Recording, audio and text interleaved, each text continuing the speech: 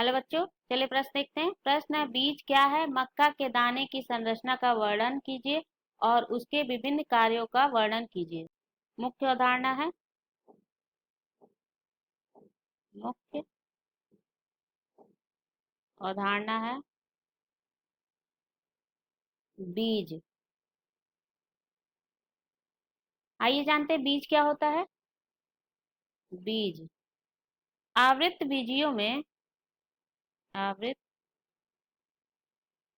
बीजियों में आवृत बीजियों में पौधे में बीजांड के निषेचन के बाद बीजांड के निषेचन के बाद के बाद फल के अंदर फल के अंदर बनने वाला विशेष संरचना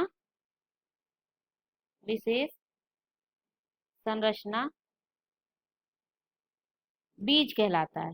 बीज कहलाता है, यही होता है बीज। जो आवृत बीजों में बीजांड के निषेचन के बाद फल के अंदर बनने वाला विशेष संरचना बीज होता है। बीज दो प्रकार का होता है, एक बीजपत्री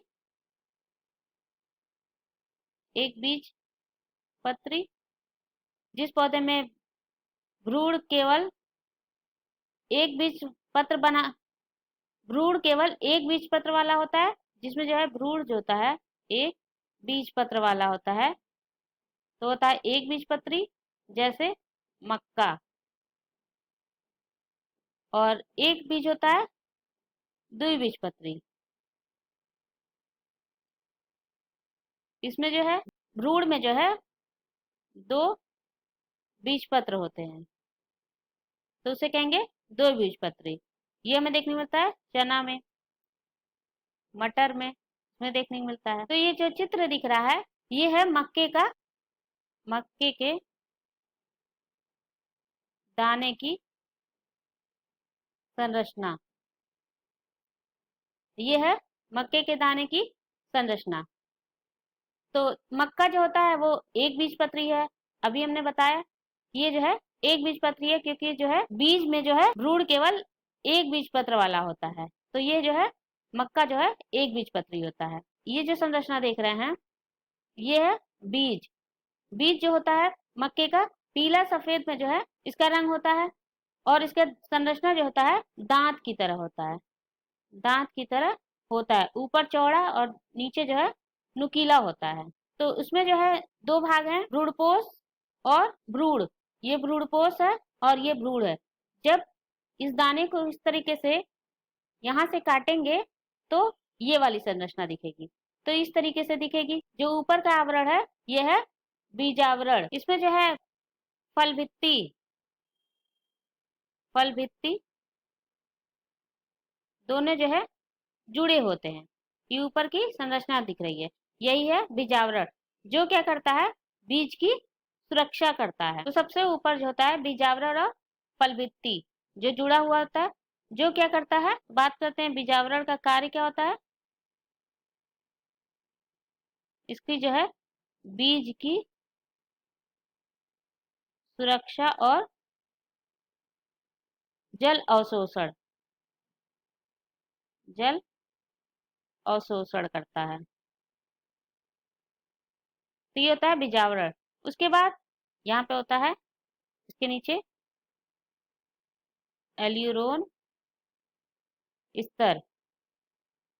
एल्यूरोन स्तर क्या करता है, इसमें जो है प्रोटीन कण होते हैं, जो बीज के अंकुरण के समय जो है सहायता प्रदान करता है। यहाँ पे है भ्रूणपोष, ये होता है भ्रूणपोष, जो अंदर का भाग है, सबसे बड़ा भाग भ्रूणपोष। भ्रूणपोष क्या करता है,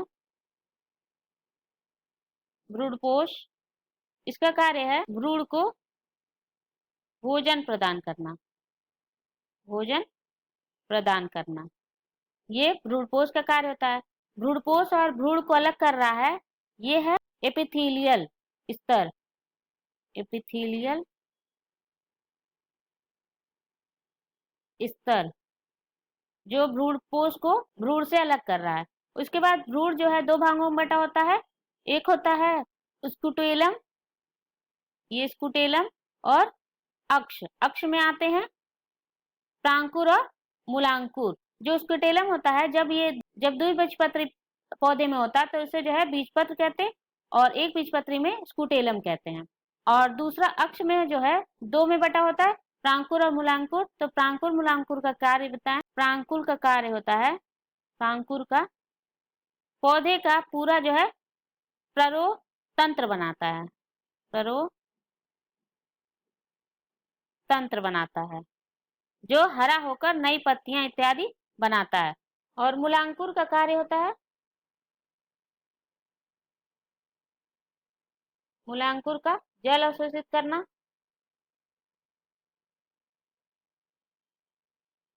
और फिर जो है ये प्राथमिक मूल में बदल जाता है, जो मूलांकुर होता है। और प्रांकुर को ढकने वाला प्रांकुर चोल, और मूलांकुर को ढकने वाला मूलांकुर चोल होता है, उसकी सुरक्षा करता है। तो ये होता है मक्के के दाने की संरचना और उसके विभिन्न कार्य। आशा करते हैं आपको समझ आया होगा। धन्यवाद।